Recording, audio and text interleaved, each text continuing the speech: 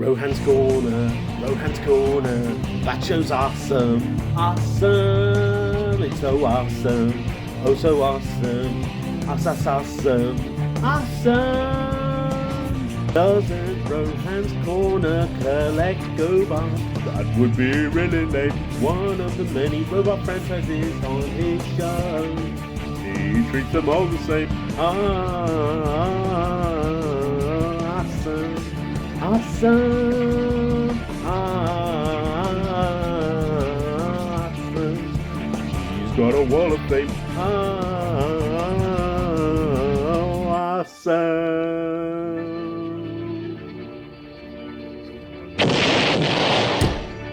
Citizens of Central City, as your newly elected mayor, I take great pride in opening this solar energy.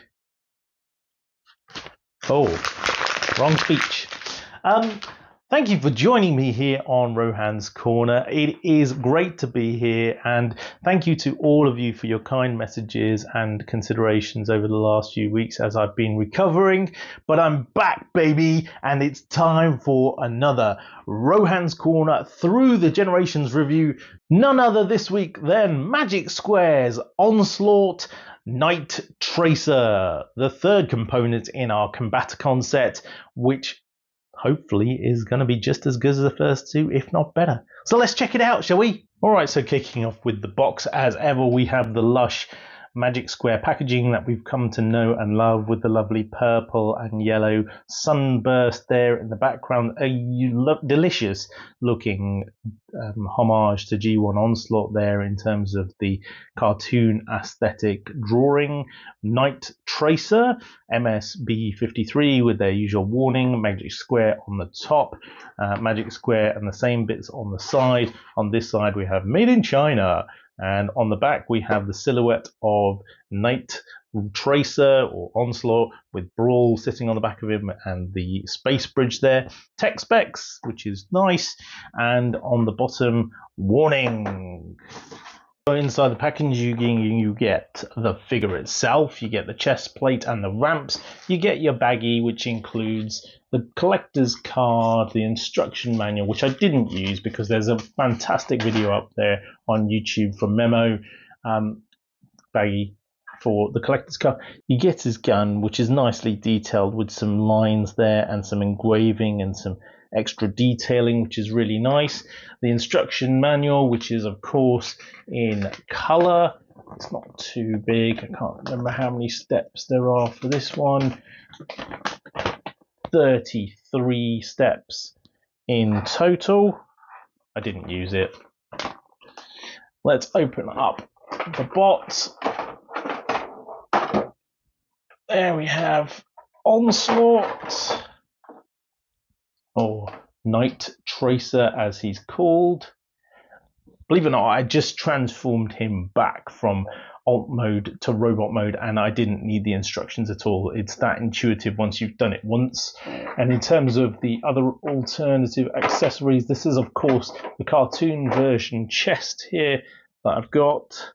Really nicely coloured, really nicely detailed. Looking forward to the combined mode.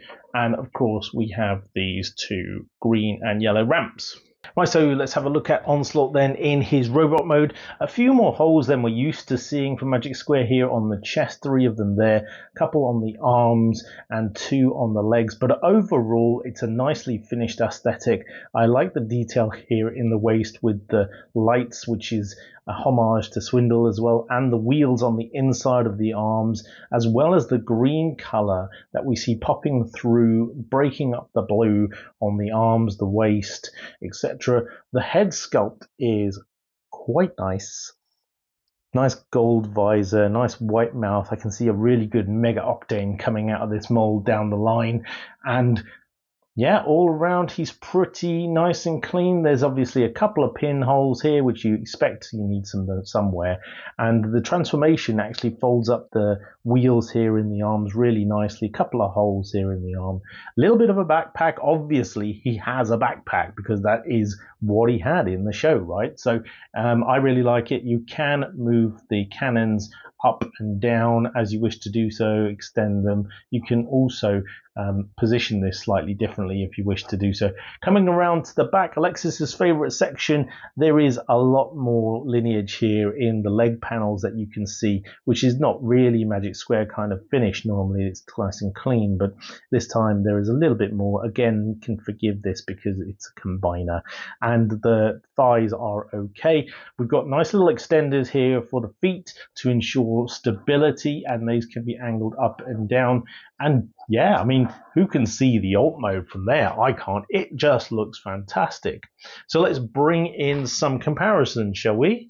Right, so first and foremost, we of course have the beast that is Generation 1 Onslaught, who doesn't really clean up very nicely. My copy has quite a few faults. He's got some very loose legs. He's got stickers missing and dust all over him. He's not in great condition, floppy arm syndrome and the likes.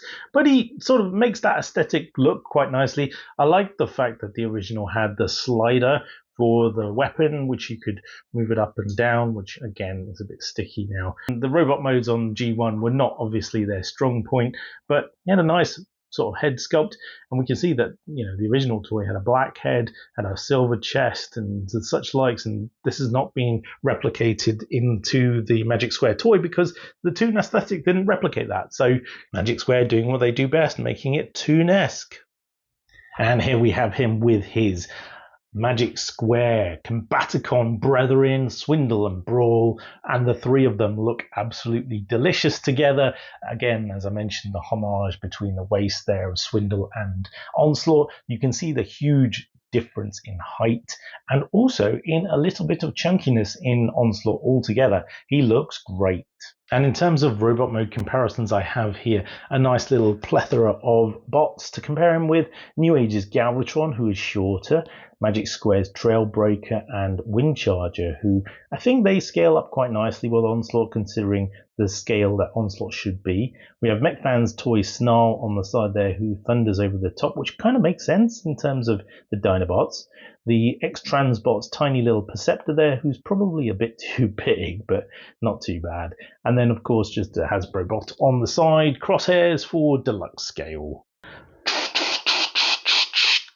Transformation complete. Well, of course, with Magic Square and their usual flappy panel transformation, it is not the most straightforward thing in the world the first time you do it, and if you don't get certain bits and pieces in the right place, then you can end up very frustrated, but it is logical, it is intuitive, and the end result is absolutely fantastic. You can see I've added his gun here on the back. That doesn't obviously need to go there, but there are sort of 4 portholes here in which you can add it if you wish to do so, and there's also one here on the actual golden turret as well, although I personally don't really like adding it there, it just looks a bit silly.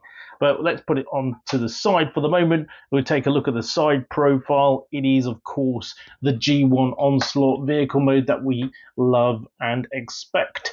We have the gun turret is able to swing all the way around 360 degrees. If you want to have him firing to the side, like in their first appearance in Starscream's Brigade against the likes of Jazz and Cliff Jump, as they said in the episode, then you can do so. You can extend and you can retract these extendable gun pellets here to show when he's actually firing, like in the episodes, they would extend and retract as he was firing.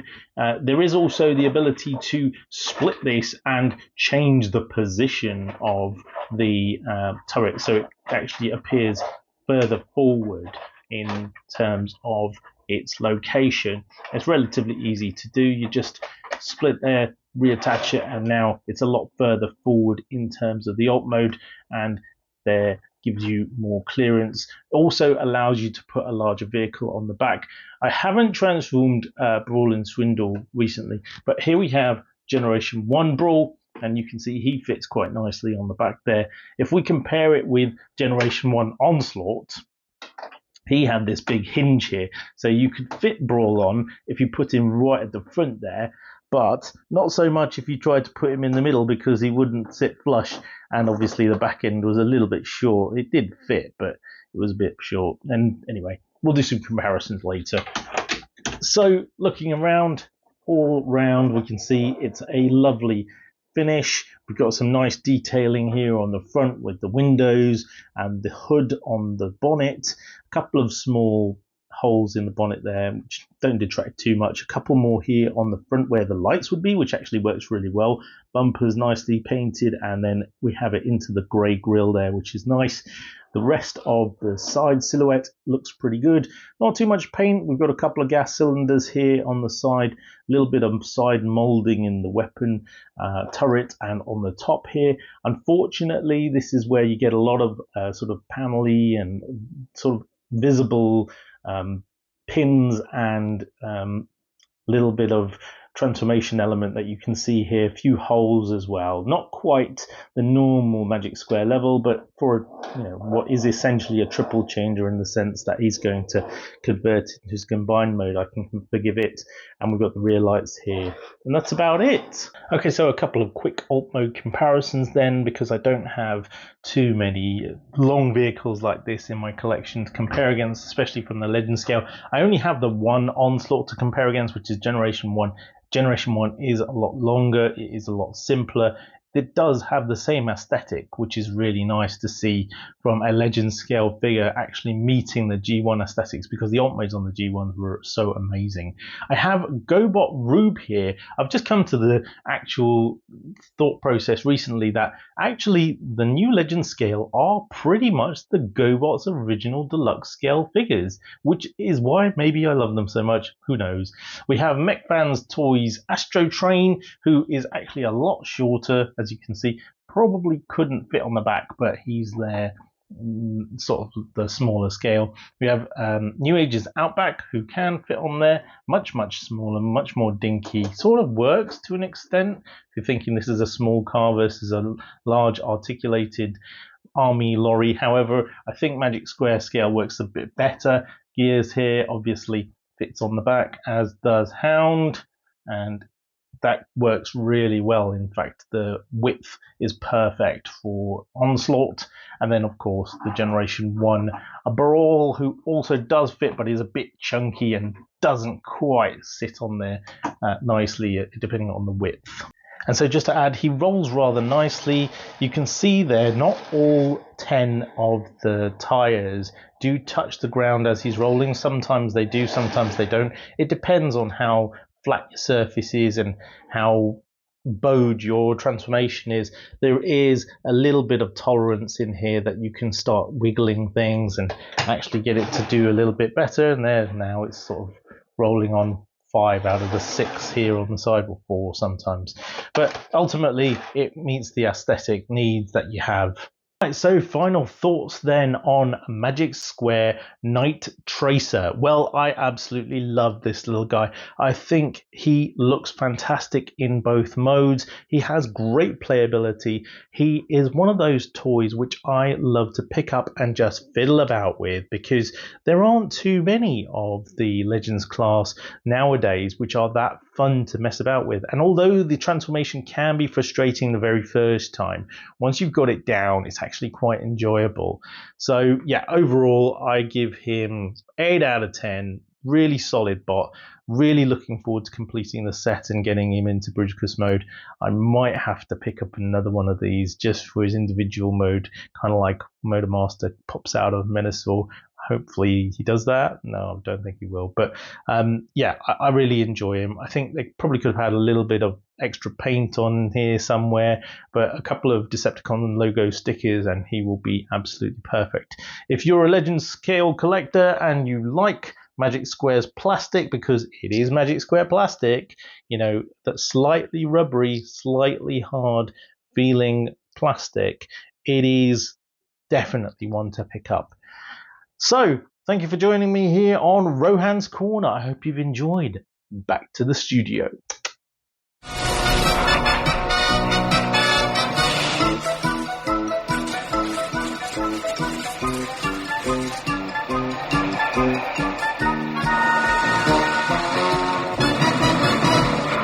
Transformers,